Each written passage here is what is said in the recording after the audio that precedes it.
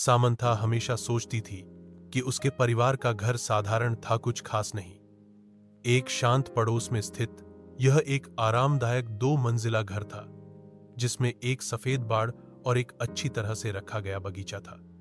फिर भी जैसे ही वह एक दोपहर धूल भरे अटारी में घूमते हुए उसकी नजर कुछ असामान्य पर पड़ी। दूर कोने में भूली हुई बक्सों के ढेर के नीचे उसने फर्श बोर्ड के नीचे छिपा हुआ एक संकीर्ण ट्रैपडोर देखा।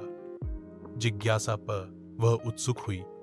उसने घुटने टेके और उसे खोला।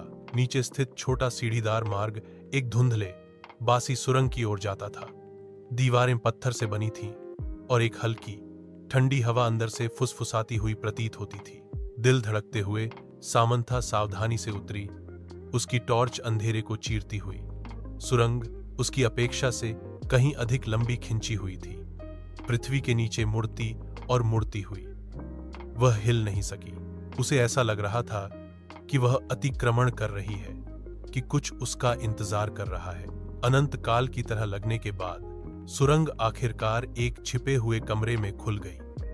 दीवारें पुरानी किताबों की अलमारियों से भरी थीं, अजीब चमड़े से बंधी हुई पुस्तकों से भरा हुआ। कमरे के केंद्र में एक पुरानी डेस्क धूल भरी कागजात और पत्रिकाओं से घिरी हुई थी। जैसे ही सामंथा दस्तावेजों को पढ़ रही थी, उसके हाथ कांप रहे थे। रिकॉर्ड डीएस ने वर्जित अनुष्ठानों और गुप्त समाजों की बात की। उसके परिवार का नाम बार बार उल्लेख किया गया। जितना गहरा उसने पढ़ा, उतना ही उसने महसूस किया कि उसके परिवार का इतिहास अंधेरे रहस्यों से जुड़ा हुआ था। रहस्य इसे दफन रहना था। उसने कुछ ऐसा उजागर किया था जिसे किसी को नहीं जानना चाहिए था, कुछ ऐसा जो पीढ़ियों से छिपा हुआ था।